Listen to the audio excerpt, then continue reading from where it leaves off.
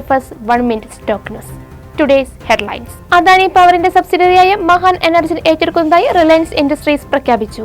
കേബിളുകളുടെ manufacturing capacity വിപുലീകരിക്കാൻ പദ്ധതിയിടുന്നതിനെ തുടർന്ന് ആദ്യ വ്യാപാരത്തിൽ ഹാവൽസിന്റെ ഓഹരി വില നേരിയ തോതിൽ ഉയർന്നു.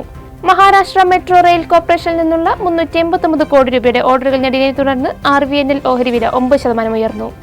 തുർക്കി ആസ്ഥാനമായുള്ള കമ്പനിയുടെ 100% ഓഹരികൾ ഏറ്റെടുത്തതിനു ശേഷം BLS ഇന്റർനാഷണൽ സർവീസിന്റെ ഓഹരി വില ഉയർന്നു. മാൻകൈൻ ഫാർമയുടെ ഏകദേശം 0.9% ഇക്വിറ്റി 771 കോടി രൂപയുടെ ബ്ലോക്ക് ഡീലുകളിലൂടെ വിറ്റു.